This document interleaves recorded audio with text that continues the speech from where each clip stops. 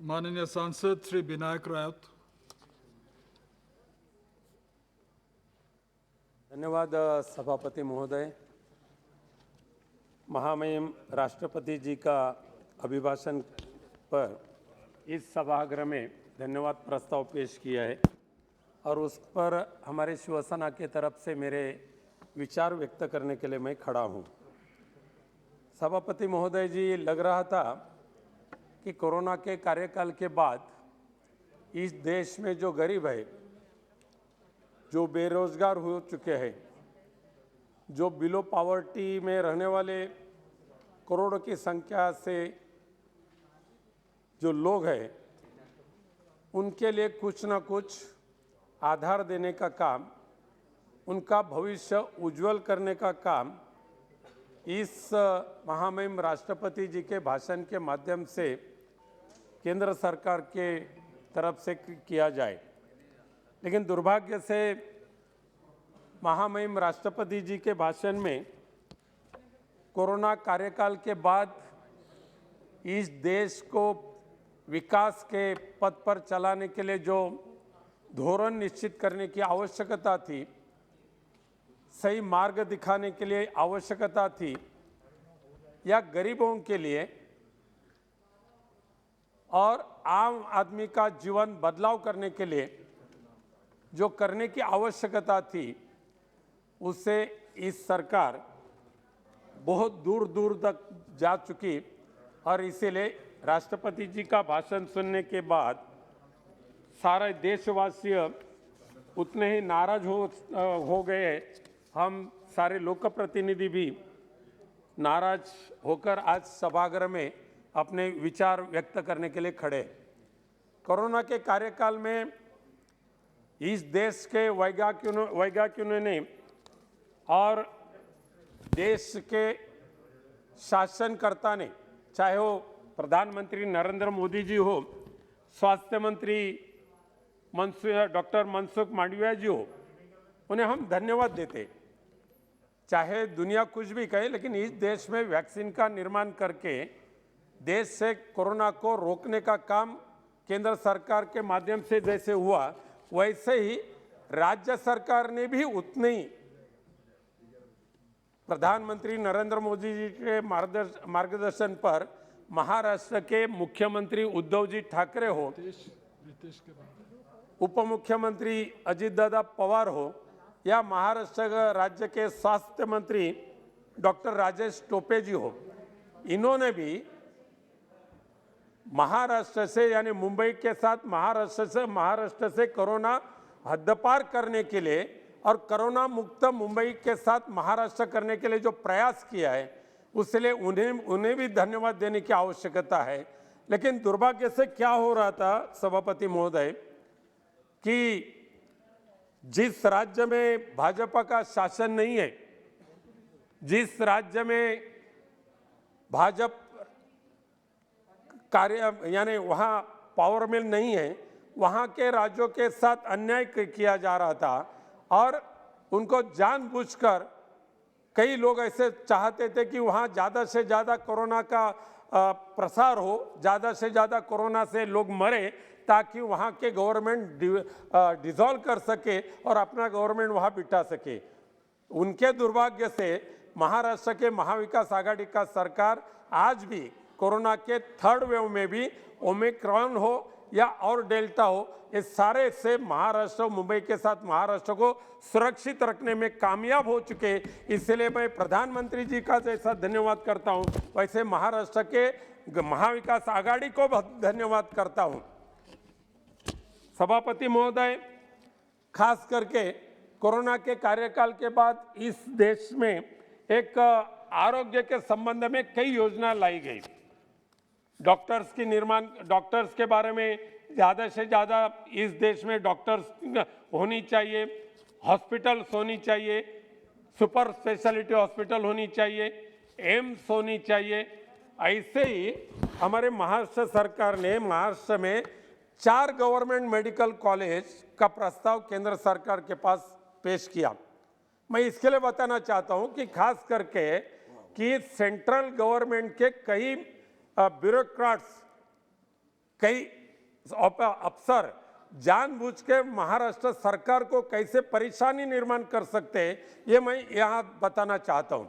Government medical college जहाँ पे propose किया जाता है, तो साहजिक है कि क्या आदरणीय प्रधानमंत्री नरेंद्र मोदी जी ने कहा कि हर जिले में एक तो गवर्नमेंट मेडिकल कॉलेज होना चाहिए। इसलिए महाराष्ट्र गवर्नमेंट ने इस वक्त कोरोना के बावजूद भी 4 गवर्नमेंट कॉलेज प्रपोज किया। मेरे क्षेत्र में सिंधुदुर्ग गवर्नमेंट कॉलेज प्रपोज किया। सभापति महोदय, मैं बताना चाहता हूँ आपके माध्यम से आदरणीय आरोग्य स्वास्थ्य मंत्री मनसुख जी मंडविया साहब से मैं धन्यवाद दूंगा, चाहे मनसुख मंडविया साहब को भी धन्यवाद दूंगा, उनके हेल्थ सेक्रेटरी राजेश भूषण उनको भी मैं धन्यवाद दूंगा। उन्होंने एक अपनेपन से सिंधुदुर्ग के गवर्नमेंट मेडिकल कॉलेज को मंजूरी मिलने के लिए उन्होंने प्रयास किया। लेकिन इस दिल्ली में जो एनएमसी नाम की जो एक बॉडी है, उनके पास जो दूसरी उनके सब्सिडाइज्ड बॉडी एमएआरबी रहती है, जो मैनेजमेंट एंड रेटिंग बोर्ड का काम करते हैं। सभापति महोदय, मुझे दुख होता है बताने के लिए कि एनएमसी और एमएआरबी के जो लोग वहां बैठे हैं ना, एक खुद की बापजादी की संस्था समझकर वहां काम करते हैं। गवर्नमेंट मेडिकल कॉलेज होने के बावजूद भी एक government medical Sindhudurg government medical college का इंस्पेक्शन 6 बार हो चुका, 6 बार, और अलग अलग नया मुद्दा। फिजिकल जब इंस्पेक्शन हुआ, उन्होंने जो क्वेरीज क्लियर किया, उन्होंने क्वेरीज रेज किया, सारे के सारे क्वेरीज क्लियर कर दिया। दूसरी बार हुआ और कोई नए मुद्दा, 6 बार इंस्पेक्शन करने के बाद 6 नए अलग मुद्दे, और आखिर में जब मिनिस्टर साहब ने ऑर्डर किया कि चाहे तो फिजिकल विजिट करो या चाहे तो वीसी से इंस्पेक्शन फिर एक बार करो और स्पीकिंग ऑर्डर पास करो, उनकी यहाँ उनका ऑर्डर है सेंट्रल गवर्नमेंट के यानी जॉइंट डायरेक्टर की।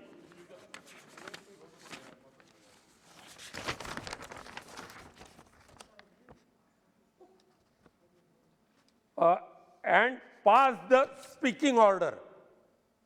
ऐसे करने के बाद भी, इतनी क्लियर कट ऑर्डर देने के बाद भी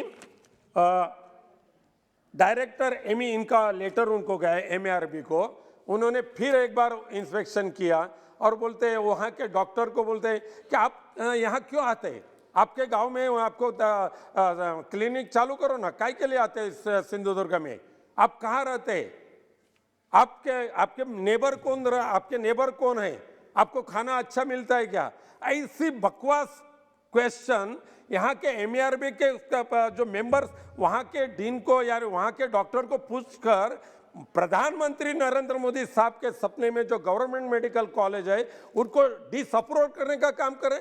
सभापति महोदय, उससे भी और आगे जाकर मैं आपको बताना चाहता हूं, एमएआरबी ने यानी एमएससी ने 17 नवंबर को अप्रूवल दिया, Sindhudurg government medical college approve, और 21 तारीख को डिसअप्रूव कर दिया।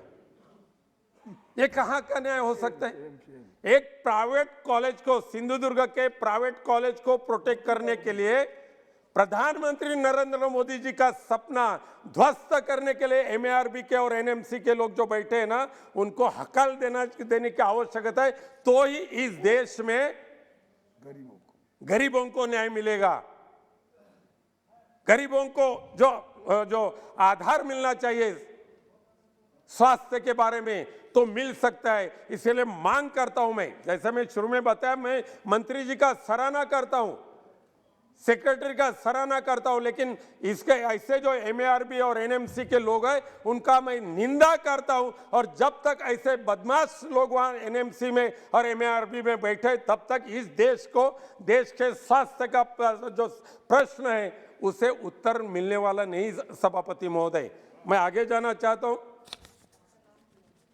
कोरोना के बाद इस केंद्र सरकार का मैं ध्यान आकर्षण करना चाहता हूं कि कोरोना के कार्यकाल में आपने ये किया वो किया, तो बहुत कुछ किया, ऐसा बातें तो हो चुकी है, लेकिन मैं सर्वोच्च न्यायालय ने कहा था कि कोरोना में जो मर चुके हैं उन्हें 50,000 रुपया राज्य और केंद्र सरकार को देना चाहिए। मैं अभिमान से कहना चाहता हूं कि महाराष्ट्र के महाविकास आघाड़ी सरकार ने 50-50 हजार जो बच्चों के माँ और पिता गुजर गए, वो सारे के सारे फैमिली को 50,000 उन्होंने दिए। लेकिन सर्वोच्च न्यायालय ने आदेश देने के बाद भी केंद्र सरकार ने देश के ऐसे कितने परिवारों को आधार दिया, ताकि केंद्र सरकार ने स्पष्ट कहा था कि 50,000 देना चाहिए, तो रिप्लाई में ऐसे देश के कितने परिवारों को केंद्र सरकार के माध्यम से 50,000 दिया गया, उसके बारे में पूरी जानकारी हम जानना चाहते हैं और मुझे भरोसा है प्रधानमंत्री जी उसके बारे में स्पष्ट निवेदन करें। अगर नहीं दिया होगा तो इस अभी तो जनवरी में 1,40,09,986 करोड़ की इकट्ठा किया जीएसटी, उससे तो देने की व्यवस्था करे। वो लोगों का ही पैसा है, लोगों के पास जाना चाहिए। इसलिए सभापति महोदय, आज आदरणीय राष्ट्र महामहिम राष्ट्रपति जी के भाषण में बाबा साहब अंबेडकर जी के तत्व का अनुकरण किया गया। बाबा साहब अंबेडकर जी ने कहा था, मेरा आदर्श एक ऐसा समाज होगा जो स्वाधीनता, समानता और भाईचारे से आधारित हो। बाबा साहब ने आदर्शों को मेरी सरकार के ध्येय वाक्य हम मानते हैं, ऐसा राष्ट्रपति जी ने कहा। लेकिन मैं दुर्भाग्य से कहना चाहता हूं सभापति महोदय, आज बाबा साहब आम्बेडकर जी के माध्यम से संविधान का जो निर्माण हुआ अपने देश में, केंद्र और राज्य सरकार की जो मर्यादा है वो स्पष्ट की गई है। लेकिन दुर्भाग्य से आज केंद्र सरकार के माध्यम से इस देश के कई राज्यों में जहां भाजपा का सरकार नहीं होने के बावजूद वहां के सरकारों को कैसे परेशानी दे सके, कैसे अस्थिर कर सके, उन्हें डिस्टर्ब कैसे कर सके, इसीलिए एक संविधान के माध्यम से जो निर्माण हुआ था राज्यपाल, और राज्यपाल का इस्तेमाल करने के लिए शुरुआत किया। यानी वहां राज्यपाल संविधान के माध्यम से गए हैं महाराष्ट्र में, लेकिन दुर्भाग्य से राजभवन का दुरुपयोग आज तक आज के राज्यपाल ने जितना किया, इसके पहले स्वातंत्र के बाद किसने भी राज्यपाल ने किया नहीं होगा। सभापति महोदय, एक भाजपा का कार्यकर्ता के रूप से काम करते, मुंबई क्षेत्र का ड्रेनेज चौकअप हुआ, चले राज्यपाल जी के पास। मुंबई क्षेत्र में राशन कार्ड नहीं मिला, चले राज्यपाल जी के पास। फिर राज्यपाल कहां थे, आइए सारे मेरे पास बैठे, हम अभी शासन चलाएंगे। ये राज्यपाल का धंधा है, ये राज्यपाल का ड्यूटी है।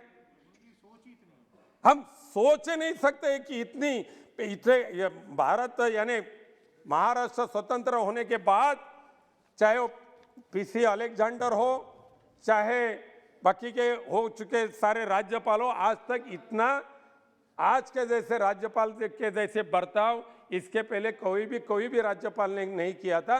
तो मेरा कहना है कि वहां के सरकार को आप मार्गदर्शन करें, कुछ गलत होते जरूर उन्हें वो ये करें, लेकिन कुछ भी कहे। अभी ओबीसी के ऊपर राज्य सरकार ने एक ऑर्डिनेंस निकाला, ओबीसी का प्रश्न तो पूरे देश में हो चुका है। इंपेरिकल डाटा कलेक्ट करने का काम है चालू, चाहे केंद्र सरकार ने न दे। यहाँ पार्लियामेंट्री कमेटी में कहा हमारे पास जो भी इंपेरिकल डाटा है वो परिपूर्ण है, उसमें कुछ दोष नहीं है। लेकिन जब सुप्रीम कोर्ट ने एफिडेविट किया तो बोलते हमारे पास जो इंपेरिकल डाटा है वो सदोष है। चाहे ठीक है, सदोष होने दो, हम इकट्ठा करें। ओबीसी के रिजर्वेशन के लिए महाराष्ट्र गवर्नमेंट ने ऑर्डिनेंस निकालने के बाद आम आदमी का था, सामान्य कार्यकर्ता चुनाव लड़ने वाला था, नगर पालिका में सामान्य कार्यकर्ता चुनाव लड़ने वाले थे, पंचायत समिति और जिला परिषद ने, और सामान्य कार्यकर्ता को न्याय देने के लिए महाराष्ट्र सरकार ने एक कदम उठाया। लेकिन राज्यपाल महोदय जी ने सोचा ये महाविकास आघाड़ी का निर्णय, उसको स्टे तो देना ही है, साइन नहीं करना है। ऐसे सैकड़ों निर्णय जो महाराष्ट्र सरकार ने जनता के हित के लिए लिया, गरीबों के हित के लिए लिया, उसके ऊपर आज तक राज्यपाल महोदय ने साइन किया ही नहीं, उसके तरफ देखा ही नहीं, बैठे रहे फाइल के ऊपर। और जो महाराष्ट्र के कैबिनेट ने जिसको सिफारिश किया पूरे कैबिनेट ने और 12 एमएलसी की अपॉइंटमेंट के लिए राज्यपाल जी के पास भेजा, तो राज्यपाल बोले यह मुझे पढ़ना ही नहीं इसके ऊपर, देखना ही नहीं इसके ऊपर, देखना ही नहीं उसके ऊपर। क्या ये राज्यपाल जी का ये ड्यूटी है? न्याय देने का उनका ड्यूटी है?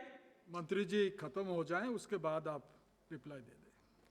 नहीं, मुझे मालूम है सभापति महोदय, महंगाई इतनी बढ़ी, उज्ज्वला गैस के दाम इतने बढ़े, तो हमारे मंत्री जी को चूल्हा जलाकर रोटी बनानी पड़ी है इस बार। जब शिवसेना महाराष्ट्र में थी तो तब ये तालियां मार रहे थे जब ये उज्ज्वला गैस के माध्यम से उज्ज्वला दे रहे थे महाराष्ट्र में और देश में। अब बोलो, आप बोलो, बाद में बोलो, कुछ से भाई है नहीं, लेकिन ये सच्चाई है। मंत्री जी चूल्हा बनाकर खाना पका रहे, क्यों? अभी यहाँ बोलते कि चूल्हा जलाएंगे तो आग खराब होंगे, लेकिन परवड़ते नहीं है, गैस नहीं परवड़ते। 1000 उज्ज्वला गैस 1000 से भी ज्यादा गया, डीजल नहीं, पेट्रोल नहीं, दाम बढ़ते जा रहे, कम होने की कुछ बातें नहीं है। इसके लिए मंत्री जी जहां खुद चूल्हा जलाते हैं, तो हम आम आदमी क्या करेंगे? सभापति महोदय, चूल्हा जलाना ही पड़ रहा है, और चूल्हा जलाने के बाद फिर एक बार इस देश के गरीब लोगों के आंख दर्द होने लगे, और इसीलिए मैं मांग कर रहा हूं कि चूल्हा जलाना भी एक कला है। नहीं, अभी फिर एक बार चूल्हे का खाना बहुत पसंद करने वाले लोग आए। सभापति महोदय, ये तो सरकारी कलाकारों की है। हाँ, बराबर। आज इनकम टैक्स जो पे करने वाले लोग हैं, अभी कल परसों बजट में भाषण किया, अगर इनकम टैक्स में चोरी करे तो सीधा जेल में जाने का। लेकिन मैं जानना चाहता हूं, गरीबों को आप डांटते हैं, लेकिन इस देश को फंसाकर, इस देश को लूटकर जो परदेश में गए, कितने हजार करोड़ रुपया फंसा उन्होंने लूट कर गए। एक बार स्पष्ट तो होने दो। कोई बोले 40,000 करोड़ लेकर गए, कोई बोले 80,000 करोड़ लेकर गए, लेकिन जो चोरी करके गए वो फिर आए नहीं है। आप गरीब लोगों को जरूर जेल में डाल सकते हैं, लेकिन इस देश को लूटने वाले जो लुटेरे हैं, ये लुटेरों को आप सजा देने का काम करना चाहिए सभापति महोदय, तो ही गरीबों का राज इस देश में आएगा, अन्यथा नहीं। इसीलिए मैं 135 करोड़ लोगों की आबादी है सभापति महोदय, और हमारे राष्ट्रपति जी कह रहे हैं कि हम 6 करोड़ ग्रामीण परिवारों के लोगों को योजना का लाभ मिला है, यानी महामारी के बावजूद 6 करोड़। लेकिन एग्जैक्टली इस देश में महामारी के बाद कितनी बेरोजगारी निर्माण हुई, कितने रोजगार देने वाले व्यवसाय बंद हो चुके हैं, इसकी आंकड़ेवारी इस सामने सभागृह में आने की आवश्यकता है। प्राइवेट कंपनियां जो रहती है, खास करके प्रधानमंत्री फसल बीमा योजना, सभापति महोदय मैं जानना चाहता हूं, आज इस देश में जैसे कि राहुल गांधी जी ने कहा, 1 या 2 आदमी के लिए देश चलाना है क्या? 1 या 2 आदमी के लिए सब कुछ देना है क्या? इस देश के जो किसान हैं, उनके हित के लिए प्रधानमंत्री फसल बीमा योजना का अमल किया, लेकिन जिनके माध्यम से प्रधानमंत्री फसल बीमा योजना का अमल किया जा रहा है, 13 कंपनी ऐसी है अपने देश में जो निजी कंपनी है, उनके हित के लिए, उनके भलाई के लिए प्रधानमंत्री फसल बीमा योजना का अमल की जा रहा है। इसलिए हम सारे लोग का प्रतिनिधि कर रहे हैं कि सरकारी योजना शुरू करें। सद्भाग्य से गुजरात गवर्नमेंट ने ये सारे निजी कंपनियों को फेंक दिया दूसरी जगह पे, और प्रधानमंत्री जी के कहने के बाद भी खुद की फसल बीमा शुरू की, और इसलिए इस देश में सारे निजी फसल बीमा योजना का अमल करने वाली जो निजी कंपनी है, उनको बर्खास्त करके गवर्नमेंट की फसल बीमा योजना निर्माण करके किसानों को आधार देने की आवश्यकता है, और इसलिए केंद्र सरकार सही तरीके से काम करेगी, ऐसा मुझे लगता है। सभापति महोदय, मैं वैसे तो कई मंत्री जी बहुत अच्छे काम करते हैं। आदरणीय वीरेंद्र कुमार सिंह जो मंत्री है, उनका मैं सराहना करूंगा, जिन्होंने विकलांग के बारे में अच्छी तरह से काम कराए, और इसलिए ऐसे जो काम अच्छे कर रहे उनको हम जरूर सराहना करेंगे, लेकिन जो गरीबों के सब ये खत्म करने के लिए जो आगे आ रहे हैं, उसके लिए हम बिल्कुल उनके लिए कुछ आगे पीछे नहीं देखेंगे। आज डिजिटल इंडिया का बहुत बड़ा सारे जगह पे कहा रहे, हम डिजिटल इंडिया करें, डिजिटल इंडिया करें, और डिजिटल इंडिया करने के लिए कुछ ऑब्जेक्शन हमारा या हरकतें हैं, ऐसा मुझे नहीं लगता है। लेकिन 15 सितंबर 2021 को केंद्र सरकार ने देश के प्राइवेट टेलीकॉम कंपनी की आर्थिक सेहत को सुधारने के लिए राहत का पैकेज दिया था प्राइवेट टेलीकॉम कंपनी के लिए। लेकिन अब ये देश की एक BSNL नाम की टेलीकॉम फैक्ट्री है, पूरे देश में उसका कंपनी है, पूरे देशवासी BSNL के ऊपर निर्भर है, चाहे गरीब हो, चाहे श्रीमंत हो, चाहे कर्मचारी हो, सारे के सारे BSNL। लेकिन आज के टाइम में BSNL की हालत क्या है सभापति महोदय? गांव खेड़े में, पहाड़ी एरिया में BSNL का नेटवर्क पूरी तरीके से बंद।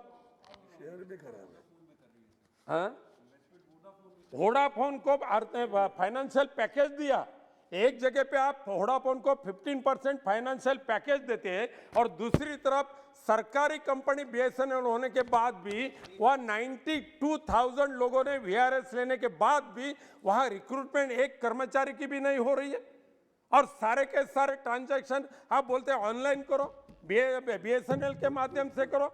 मेरी विनंती है कि आप निजी कर। हाँ। इस बार बजट में देख लीजिए, बजट में है, लेकिन उसका उल्लेख राष्ट्रपति जी के भाषण में आवश्यकता थी सभापति महोदय। मैं आपका आभार व्यक्त करता हूं। कल बजट हुआ, लेकिन एक दिन पहले राष्ट्रपति जी का भाषण हुआ, उस भाषण में भी BSNL को सक्षम हम करेंगे, राष्ट्रपति जी के भाषण से हम अगर सुनते थे हमें खुशी होती थी कि पूरे देशवासी जिस टेलीकॉम सिस्टम के ऊपर निर्भर है उसे न्याय देने की आवश्यकता है। अध्यक्ष महोदय, आपके बगल में आज आपके नेता बैठे हैं, थोड़ा अरविंद सा बाकी सावंत जी, रहेगा। उनको मालूम है कि 45,000 करोड़ जो बजट में मिला, इसमें कितना फायदा BSNL को होगा। लेकिन सभापति महोदय, मैं कहना चाहता हूं कि पूरे देश में जियो को जिस तरह से प्रमोट किया जा रहा है, करें, जियो को जिस तरह से प्रमोट की जा रहा है, लेकिन उतना थोड़ा सा हाथ भी अगर BSNL को देते हैं तो हम बोल सकते कि चलो LIC गई, और क्या 5G 4G नहीं, अभी 2G और 3G का कनेक्टिविटी मिलना मुश्किल हो चुका है। 5G तो छोड़ दीजिए, 4G तो है नहीं है, पहाड़ी एरिया वैसा की वैसा है। लेकिन एक तरफ सारे के सारे गवर्नमेंट सेक्टर का यानी निजीकरण की जा रहा है, वैसे अगर BSNL को करना नहीं होगा तो आज फिर एक बार प्रधानमंत्री जी के मुंह से हम जानना चाहते हैं कि हम कोई भी हालत में BSNL को बेचेंगे नहीं और जियो को रोकेंगे और BSNL को प्रोजेक्ट करेंगे। ये जब प्रधानमंत्री बोलेंगे तो हम मान सकेंगे कि देश के गरीबों का आवाज इस संसद में गूंज रहा है। सभापति महोदय, इस देशवासियों को मैं धन्यवाद देना चाहता हूं। व्यापारी हो, छोटे किराना माल के लोग हो या बड़े व्यापारी हो, उन्होंने कोरोना के कार्यकाल के बाद भी, इतनी परेशानी सहन करने के बाद भी जनवरी में, जैसे कि कल आदरणीय वित्त मंत्री जी ने कहा सभागृह में कि 1,40,986 करोड़ सिर्फ जनवरी में इकट्ठा हो चुका है GST। यानी कितना ईमानदार लोगों का ये देश है। लेकिन हमारे राज्यों को क्या मिला सभापति महोदय? हमारे महाराष्ट्र राज्य का आज भी 30,000 करोड़ GST आज भी दिन नहीं दिया है। और जो कारपोरेशन है, मेट्रोपॉलिटन कारपोरेशन, मेट्रोपॉलिटन सिटी में जो कारपोरेशन है, उन्हें भी GST के कानून के हिसाब से कम 3,500 करोड़ पिछले 3 वर्ष से दिया नहीं है। राज्य का काम कैसा चलेगा? वहां की विकास की गतिविधि कैसी चलेगी? अगर आप जिस राज्य में अपना पार्टी नहीं है, उस राज्य के ऊपर अन्याय करने के लिए आप सोचे, तो सही बात नहीं होगी। इस देश का जो रेवेन्यू इकट्ठा हो रहा है उसमें करीबन 40% रेवेन्यू अकेले मुंबई और महाराष्ट्र के पास से मिल रहे हैं। लेकिन दुर्भाग्य से जो बड़े बड़े सेक्टर है मुंबई में वो सारे के सारे गुजरात, सारे के सारे सूरत लेके जाइए, जितना चाहिए उतना लेके जाइए, लेकिन हमारे हक का जो है ना वो तो हमें मिलना चाहिए। आप बहुत अच्छा बोलते हैं, समय के अभाव है आपका। धन्यवाद महोदय। एक 2-3 मिनट, ज्यादा नहीं, 2-3 मिनट। मैं एक ही है कि मुंबई जैसे मेट्रोपॉलिटन सिटी के लिए जो देना चाहिए कर्तव्य से देना चाहिए, मांगने का वक्त ही नहीं आना चाहिए। मुंबई रेलवे के लिए क्या दिया सभापति महोदय, मेट्रो के लिए क्या दिया, मुंबई के झुग्गी झोपड़पट्टी वासियों के डेवलपमेंट के लिए क्या दिया, एयरपोर्ट अथॉरिटी के जगह पे बसी हुई, रेलवे के जगह पे बसी हुई झुग्गी झोपड़ी उनके डेवलपमेंट के लिए क्या गया। आप वहां से छीनने का काम कर रहे हैं, लेकिन देने का वक्त जब आता है तब ये कंजूसी क्यों करते हैं सभापति महोदय केंद्र सरकार के माध्यम से, मुझे समझ में नहीं रहते। न्याय किसके पास मांगेंगे? हमारा हक है न्याय आदरणीय प्रधानमंत्री जी के पास हम मांगेंगे, और प्रधानमंत्री जी का कर्तव्य है कि देश के सारे के सारे जो देशवासी है, देश के राज्य है, उन्हें न्याय दे। सबका साथ, सबका विकास, सबका प्रयास अगर सही तरीके से होना होगा तो सही न्याय देने का काम केंद्र सरकार के माध्यम से होना चाहिए। आखिर में सभापति महोदय, हमारे संत ज्ञानेश्वर ने गरीबों के कल्याण के लिए ईश्वर के पास प्रार्थना की, खुद के लिए कुछ नहीं किया, ईश्वर के पास प्रार्थना की, और उन्हें मराठी में वो है, दुरितांचे तिमिरदावो विश्व स्वधर्म सूर्ये पाहो, जो जे वांछिलो तो ते लाहो प्राणी जातो। यानी इस दुनिया पे जो इंसान है, जो गरीब हो चाहे अमीर हो, उन्हें जो चाहिए वो देने का आपका कर्तव्य है, वो हिसाब से न्याय करे। इतना ही बोलकर मैं आपका आभार व्यक्त करता हूं और मेरा भाषण समाप्त करता हूं। धन्यवाद। विठल जी के मंदिर तक एक बड़ा रास्ता भी बन रहा है। हाँ मंत्री जी। विनायक राउत जी मेरे बड़े अच्छे दोस्त थे, भाषण भी बहुत अच्छा करते, आपने भी अभी तारीफ किया। ये दोस्ती बरकरार रखिए। 25-30 साल हम साथ में ही थे। लेकिन राष्ट्रपति के अभिभाषण पे चर्चा चल रही है और उन्होंने आधा घंटा महामहिम राज्यपाल के कामकाज पर टिप्पणी की है। मुझे ऐसा लगता है कि इस लोकसभा में राज्यपाल जी के कामकाज पे टिप्पणी करना ये उचित नहीं है, वो कामकाज से निकाला जाए। क्वेश्चन इज दैट जो हमें संविधान ने अधिकार दिए हैं, क्या उन अधिकारों का पालन महामहिम राज्यपाल जी करते कि नहीं? अगर कानून ये जो बात नहीं कही ना उन्होंने, आप एक मिनट सर, एक आधा मिनट अरविंद जी, एक second, let me complete that. The bill was passed by the इसके ऊपर हम चर्चा नहीं करेंगे अभी, ये सारे चीज हम देख लेंगे। थोड़ा क्लैरिटी देता हूं मैं। Parliamentary point of information etiquette के खिलाफ अगर हो सर, यू टेक इट जाएगा, क्योंकि हम कॉन्स्टिट्यूशनल बॉडी के खिलाफ कोई कमेंट इस हाउस में नहीं करने चाहिए और ये पार्लियामेंट्री एटिकेट के खिलाफ है।